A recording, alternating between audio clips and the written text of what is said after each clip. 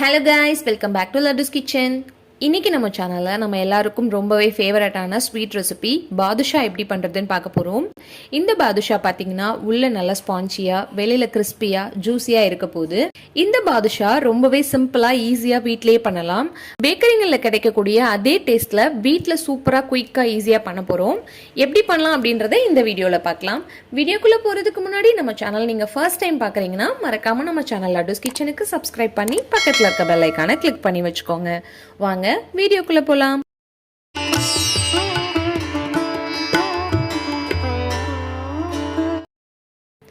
பாதுஷா பண்றதுக்கு நான் இன்னைக்கு 1.5 கப் அளவுக்கு மைதா மாவு எடுத்திருக்கேன்.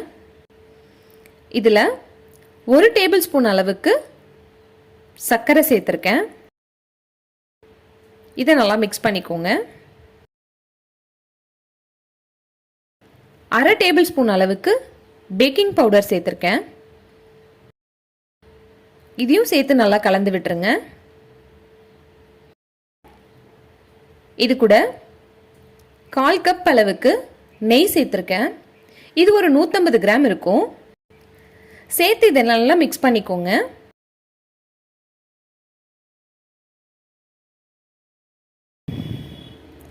பாருங்க, இந்த அளவுக்கு நல்லா மிக்ஸ் பண்ணி எடுத்திருக்கேன். இது கூட 1/4 கப் அளவுக்கு ஃப்ரெஷ்ஷான தயிர் சேர்த்துக்கோங்க. புளிப்பு ரொம்ப ஜாஸ்தி இருக்கக்கூடாது. சேர்த்து நல்லா மிக்ஸ் பண்ணிக்கலாம். இப்போ உங்களுக்கு தண்ணி தேவைப்பட்டுச்சுன்னா கொஞ்சம் கொஞ்சமா தண்ணி சேர்த்து இந்த மாதிரி நல்லா பிசைஞ்சு எடுத்துக்கோங்க.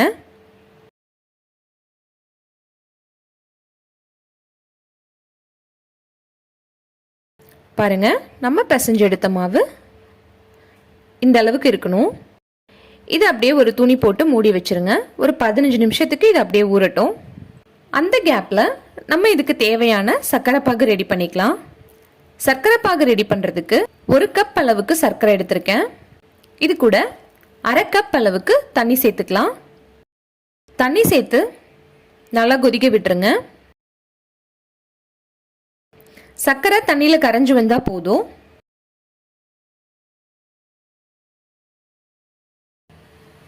இந்த ஸ்டேஜ்ல கொஞ்சமா குங்குமப்பூ சேர்த்துக்கிறேன். இது ஆப்ஷனல் தான், உங்களுக்கு தேவைப்பட்டா சேர்த்துக்கோங்க. குங்குமப்பூ சேர்க்கும் போது நமக்கு நல்ல கலர் கொடுக்கும், அதனால நான் சேர்த்திருக்கேன். சர்க்கரை பாகு நல்லா கலர் சேஞ்ச் ஆகி வந்துருச்சு.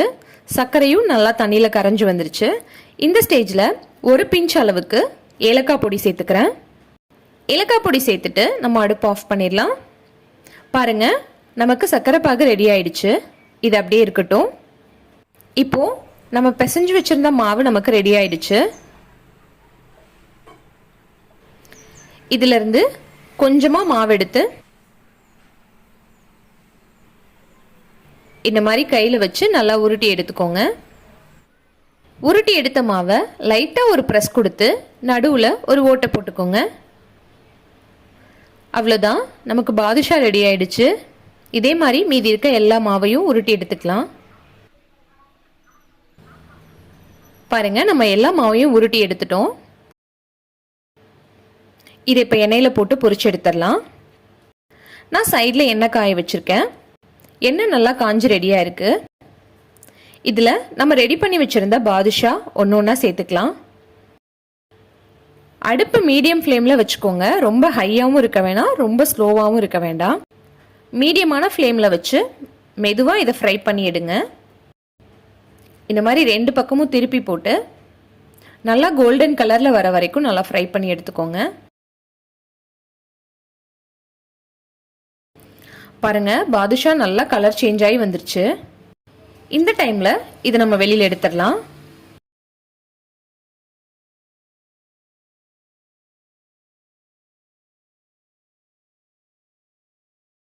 நம்ம ஃப்ரை பண்ணி எடுத்த பாதுஷாவை ஆல்ரெடி நம்ம ரெடி பண்ணி வச்சிருந்த சுகர் சிரப்ல டிப் பண்ணிடலாம்.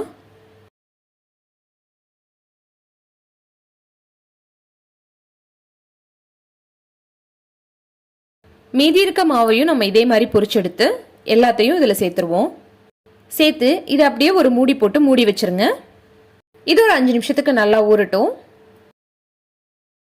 இப்போ 5 நிமிஷம் ஆயிடுச்சு. இதை ஓபன் பண்ணி பார்ப்போம்.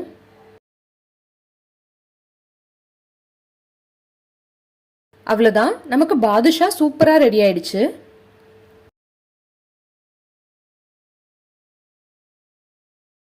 பேக்கரிகளில் கிடைக்கக்கூடிய அதே டேஸ்ட்டில் வீட்லேயே ரொம்ப ஹெல்த்தியாக நம்ம பாதுஷா செஞ்சுருக்கோம். அவ்வளோதாங்க, ரொம்பவே சிம்பிளாக ஈஸியாக பாதுஷா வீட்டிலே ரெடி பண்ணிட்டோம். இந்த பாதுஷா பார்த்திங்கன்னா வெளியில் நல்லா கிறிஸ்பியாக உள்ள நல்லா சாஃப்டாக ஜூஸியாக இருக்கும். இந்த ஸ்வீட் ரெசிபியை கண்டிப்பாக உங்கள் வீட்டில் ட்ரை பண்ணி பாருங்கள். ட்ரை பண்ணி பார்த்துட்டு எப்படி வந்ததுன்னு கமெண்ட் செக்ஷனில் சொல்லுங்கள். உங்களில் யாருக்கு பாதுஷா ரொம்ப பிடிக்கும் அப்படின்றதையும் கமெண்ட் செக்ஷனில் சொல்லுங்கள். மறக்காமல் நம்ம சேனல் லட்டுஸ் கிச்சனுக்கு சப்ஸ்கிரைப் பண்ணி பக்கத்தில் இருக்க பெல் ஐக்கானை கிளிக் பண்ணி வச்சுக்கோங்க. தேங்க்யூ ஃபார் வாட்சிங். Eat healthy, stay healthy.